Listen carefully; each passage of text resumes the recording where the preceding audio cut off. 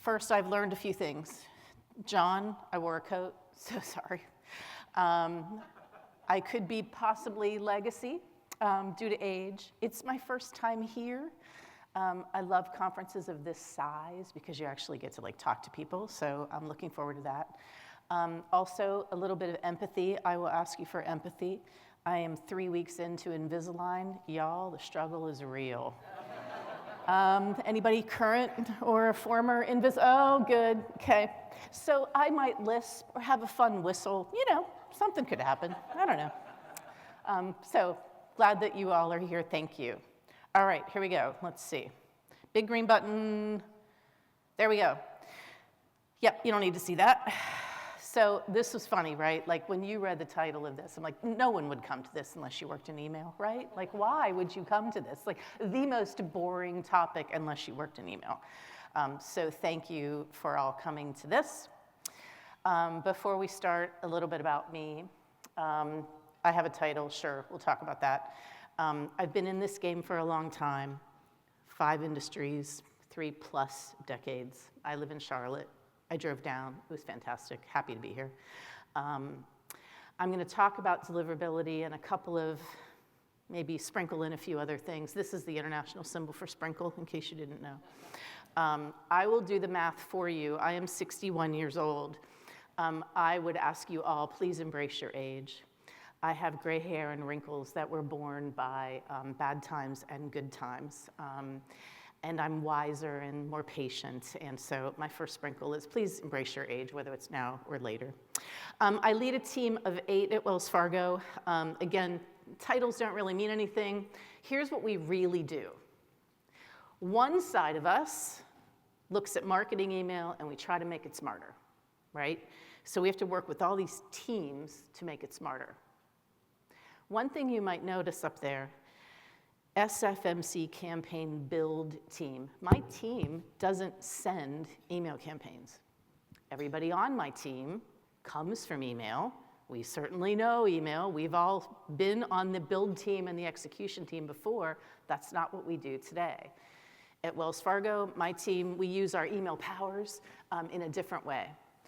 So we look at campaigns and we say, well, how did they do? Were people engaged in a positive way or a negative way? What levers do we have to pull to make it better? Every campaign has a different outcome or different objective to try to get to. Fun fact for those of you in big companies like the bank, marketing is decentralized. So there are marketers along every part of the bank. And everybody has the most important thing that must go out today. So you all know that feeling. So we do a lot of that. The other side is more about kind of what I'll talk about today. It's the deliverability side and the governance side, and are we adhering to all the federal laws that rule banks and communication of banks? And so we have to work with a lot of folks on that side too. So the one thing I want to tell you is I've been at the bank not quite 2 years. Early May will be 2 years. That's important when we talk about deliverability. It's not been 2 years. I joined the bank as a team of 1. I've hired 8. We are now a team of 9 to do all of these things. So, deliverability. Do y'all use the term Maggie? Microsoft, Apple, Google, Yahoo. I talk about Maggie. So Maggie's like, hey, we're going to roll out some new rules. So I joined the bank in May of 2023, and in October of 2023, I think it was October 6th, the day that shall go down in infamy, Google and Yahoo said, we got new stuff. You got to do this new stuff. Like, okay. So we took a look at the new rules, and we're like, well, I mean, most of us were doing this already, right? It's like this wasn't hard. What was hard was, it was probably the first time that I can recall that there were thresholds on the spam. So we were watching spam, right? We were all doing that, but now there were thresholds. Like, okay, are we okay with that? Yeah, it's already being done by us and by others. We're not too worried about it. But it was October, remember, I joined in May, so I had found the bathroom. I was trying to figure out what was going on at the bank, right? An email for the bank. I felt like we were okay, so we made it through the fall, and then January, we got to hire people because we're going to have to figure out what's going on at the bank. So we started hiring people because we knew we had to understand we at Wells Fargo talks about risk in a variety of different ways.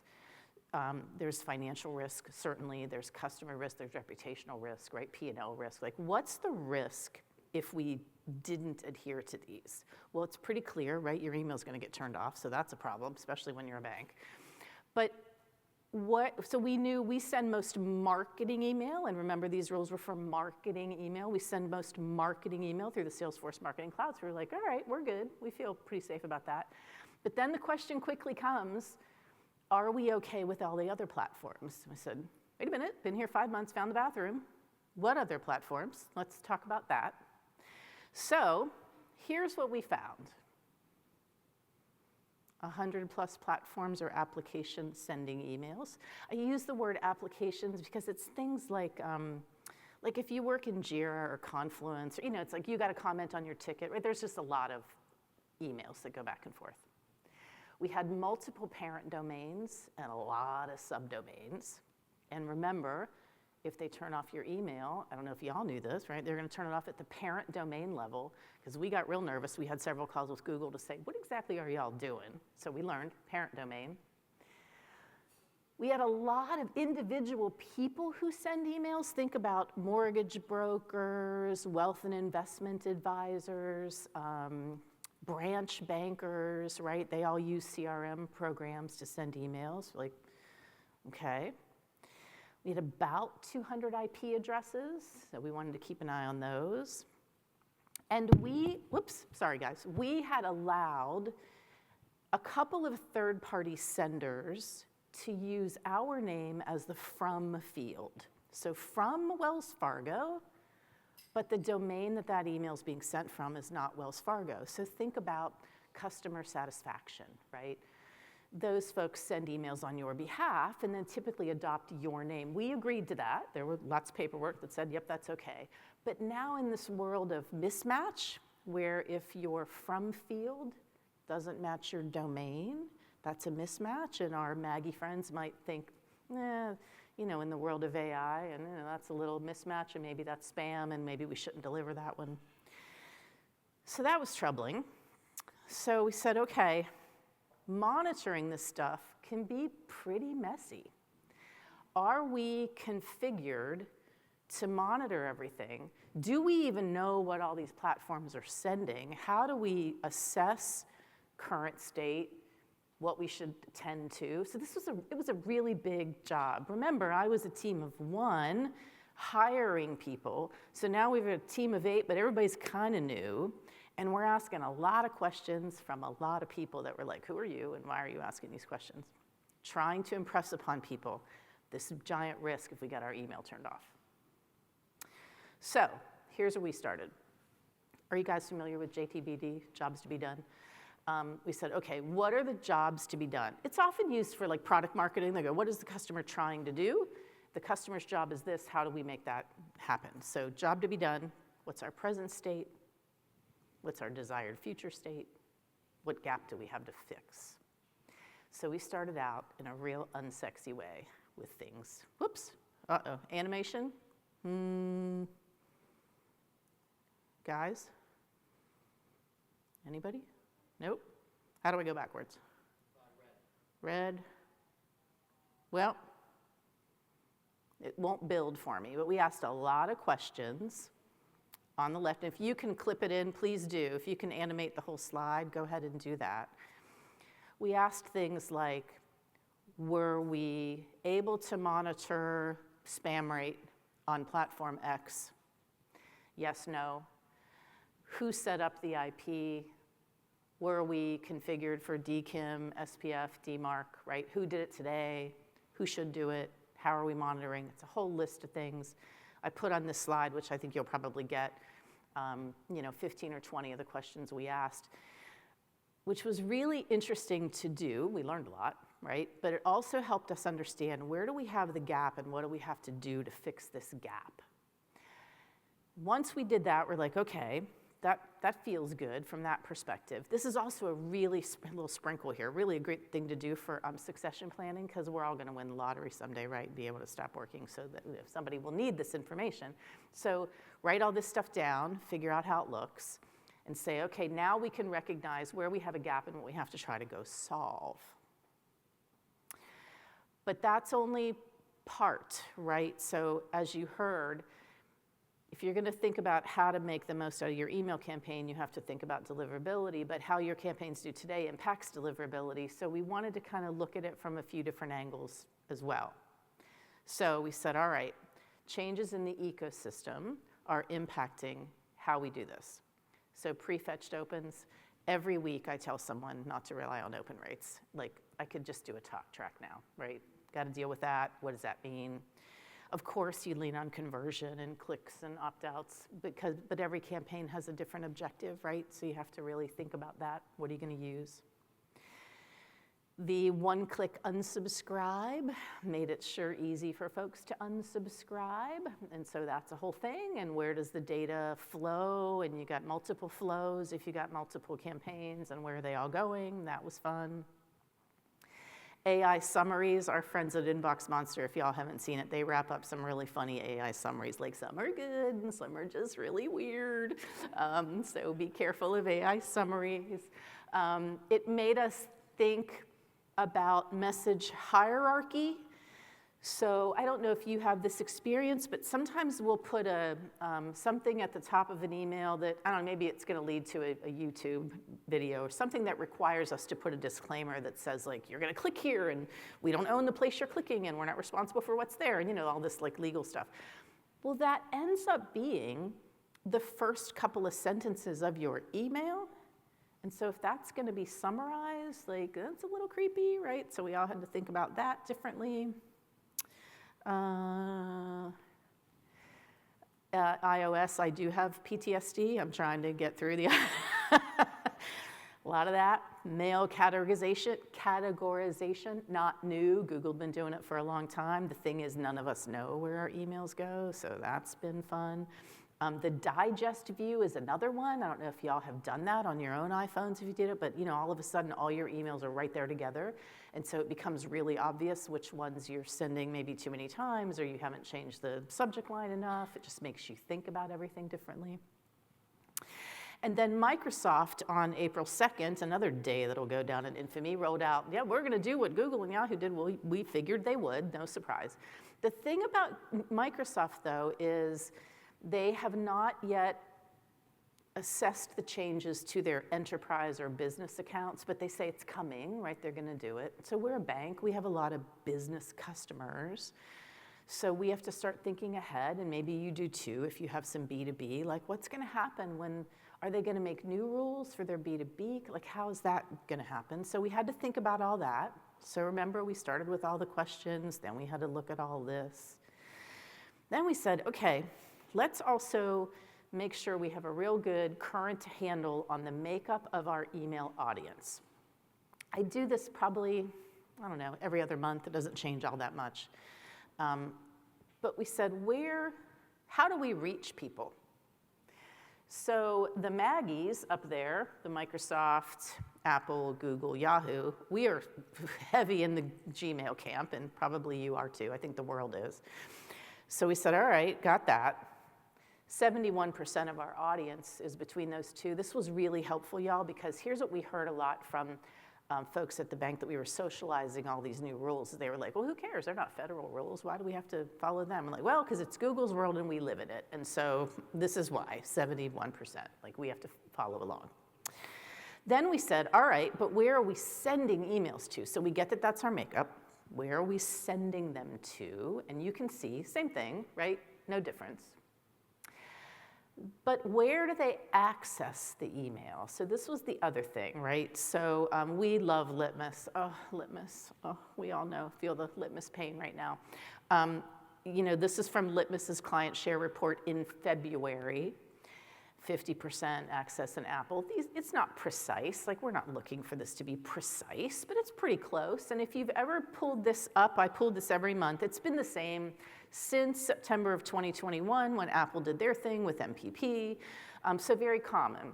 This is also a really helpful thing to show your stakeholders in your company. It's like, yes, Gmail and Yahoo are the biggies in domain, but where people access their email is important, and especially with iOS 18. So, you know, most people are dealing with the iOS 18. And you know how Apple gives you some time to adopt their new software, and then they're like, yep, you're getting it, and they just sort of force it out, right? So like everybody's I think that's like 76% of people are already on iOS 18. So keep that in mind. So now we've got all the questions we asked, and we have the changes, and then we have our makeup of our email audience. So all right, now what? So this is not revolutionary, y'all. We identified 3 areas where we had to bridge those gaps, and I wish you could see those gaps. We'll get you there. It's people, process, and platforms. I say this isn't revolutionary because I think sometimes everyone's looking for the silver bullet. There is no silver bullet in email. This actually is the work. The work is to make sure the back end works so you can get the front end going. So we added 3 more people to our team, and through all of those questions that we asked about all those platforms, we now knew a whole lot more people that we could be friends with across the bank. And we had to establish some real good lines of communication to understand what was going on. With those teams, we created a lot of new processes. We also, I call it sharing our SME-ness, right? So because we went around and said, we're it, like it's the 8 of us that know more about email right now than anybody else. And so please help us help you. So we share our SME-ness a lot. And I have a monthly email stakeholder meeting. That's what we call it. We get about 125 people each time. Anybody's welcome. We have marketers, we have analysts, we have legal folks, we have designers. We share performance metrics. We also share what's coming, things they need to be on the lookout for. If you need to think about message hierarchy differently, you need to have your designers in the room, right, to start talking about that. So that has proved to be a very, very important kind of a central hub for how we share information out. We also send the information out after that meeting. So if anyone couldn't come, they get it. Really, really important meeting. And if you're not doing something like that, I would encourage you to think about it. It's really, really helpful. And then platforms. So some of the gap that we found is we were doing things in one-off ways. Things that really should be what I call centralized, granular, and democratized. The thing about email is nothing we do is secret. Nothing. We share numbers, everything anybody wants to see in the bank, you got it. But we needed to democratize all this information that we were finding on deliverability and or spam and or unsub or whatever it is, because we needed people to fully understand what was happening. So where budget, and I call it priority planning, because you know you're always getting in line for priority planning. We added some vendors to help us do some things. Now we were already a Salesforce shop. We were already into Adobe for some things. We're now working with them a little bit more. It's really important to bring on the experts to help us do these things because we can't do it alone. We shouldn't be, there's no way we could be monitoring deliverability across lots of domains and subdomains and lots of IP addresses. We need to make that much easier on ourselves. One of the most important things I'll sprinkle to you is it's a big, hairy bank. And these are big platforms and lots of teams. There is the tendency, I think, when you're in a small company to go, oh, well, look, they have a cybersecurity team and a tech team and a data team. They have all these teams to do what we need. We still have to stand in line. We still have to wait our turn in line to get someone to help us. When you're with a big company, the tendency is, oh, it's a small company. There's only like 3 people. They do everything. I just go there and they get everything done for me. It's great.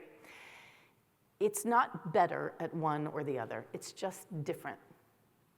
What you have to do is you must be good at articulating requirements and needs. It is a career-limiting problem if you cannot clearly articulate what you need from your partners. That doesn't stop when you become a big company. So Sunsetting manual processes, the very last dot there, last sentence there on the bottom right, super, super important because we had an awful lot of manual processes we were doing. Now I want to shift gears. Remember we started there, and too bad you can't see it. It's really great. Here's something I want to have you think about though. And as we talk over the next couple days, if you have a thought about this, please let me know. Might a giant change be needed to the email ecosystem? So think about this. A lot of times, unintended consequences might interrupt your deliverability. Our cybersecurity friends tell us that from time to time, the spam host list has been corrupted. And it may have someone on it who really isn't a bad sender, and then it gets corrected and blah, blah, blah. So if you're a bank or a hospital or an insurance company or any regulated industry or any retailer that has a private label credit card, a lot of your customers choose to receive information via email. So if your email gets turned off at the parent domain, what happens? Are you ready for that? In our case, are we ready to deliver bank statements and every other thing in the world by mail at the drop of a hat if email gets turned off, right? So this really worried us as all these changes were coming into play. Worried us so much, as I said earlier, that we had 3 phone calls with Google to say, like, let's get real crystal clear on what y'all are doing because we want to make sure that we're not in any danger here. Then found out that most of our bank partners were doing the same thing. So banks, most banks, belong to something called the Bank Policy Institute, the BPI. So the BPI got involved because all of us were asking the same questions. Because the current sentiment from the mail clients is basically, follow the rules, we'll turn you off, or we'll send your email to spam folders. So on this slide is simply the screenshots of our Maggie friends who've all said something similar, right? Follow the rules or you're out. So we said, well, what if those unintended consequences interrupt delivery? How do we ensure that essential email? Like if you had a fraudulent activity on your account, your bank is going to tell you that, and many of our customers have said, we want you to tell us that via email, right? How do we make sure those are uninterrupted? Are regulated industries worried about this more than everybody else? Should we investigate options to mitigate any issues? Because if we just sit there and go, well, you know, they said they're not going to harm us, you know, like that's not good enough. Their stated documentation still says they can do this. So we're working with BPI, and when BPI comes up with a problem that they want to solve, they work with the messaging and malware folks, MAWG, M-A-A-W-G. They work with MAWG to form a working group to figure out what does this mean. So here's the thing I want you guys to think about. If you could, when you send an email to any of our Maggie friends or anyone else, if you could say, this is a marketing email, this is an essential email, this is, I don't know, maybe it's like an onboarding email. Like, it's important. We don't want you to mess with it. But, like, you know, if we could tell them what we were sending, if they did take adverse action, could we have them not mess with essential email? That's the question we're asking. So what is essential email? So we've been working together for months. Guys, this could take 10 years, like who knows, right? But we think that it's worthy to have these conversations. So essential email could be fraud alerts, account alerts, hey, your deposit posted, or hey, you sent money to so-and-so, right? Whatever happens that you really don't want to be messed with. And the discussion points are really about what technical and operational guardrails are in place today that prevent us from doing that today and that might enable us to do it tomorrow so that we can come up with maybe there's some big email ecosystem change that has to happen, because I don't think this problem is going away, right? The Maggies really want to protect their customers, and they should, and we all agree that's a fantastic idea. But we're a bank, and you might be regulated industries, and even if you're just you're pure e-com, like, you know, you don't want, hey, your shipping notice, right, to be interrupted. I mean, there's just some essential email. So lots of different people are participating. MOG meets quarterly. Then the next meeting is in Vancouver in June. Then they're in Charlotte in October. Probably not going to discuss it in Vancouver because there were some takeaways from the February meeting that aren't quite ready to be talked about again. But these are the people that are participating that we're trying to work through. Most importantly is like no decisions have been made. But I think it's important to share this information. Like right now it's banks because we have a centralized, you know, entity to work through. We did get our Salesforce partners involved from the highest level to say, y'all are a big ESP. Like, if there's a change in the ecosystem, you probably need to be involved and at the table. There will most certainly need to be others at the table too, but we thought it worthy to at least start this conversation. Because I think deliverability is, the intent is wonderful, but the unintended consequences that might come of it, I think is something we all have to talk about. And with that, I am done.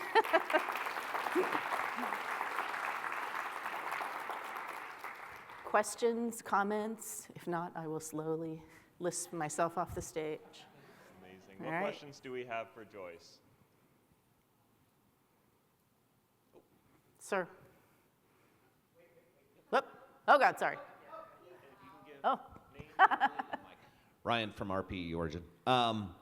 This sounds like it's much deeper than just having your emails on different IP addresses, right? This is really going to the core of how it's processed. What's been the reception from the ISPs as to working with you? Have they been open to it? Have they, you know, MOG is pretty influential and important. Are they open to that discussion, or is it bring me a solution and I'll think about it? They've been open. Google and Yahoo, there's a gentleman in each of those places that are with us for these meetings. They also attend MOG. It's been a little bit of what do you want? And it's been a little bit of here's what we think. You know, the truth is in there somewhere, right? We're probably going to ask for some stuff that they don't want. They're probably going to ask for some stuff that we don't want. So, but they are engaged in the conversation, absolutely. And have been, frankly, from the very beginning. I mean, even just from our side, from the Wells Fargo side, we have a contact in-house that's like our Google liaison. And as soon as we said, we need to get on the phone with you and our attorneys and figure out what you've just done, like, and they were like, let's do it. So they've always been very, very cooperative. I think it's early days, you know, to see what happens. Mm-hmm. Yes?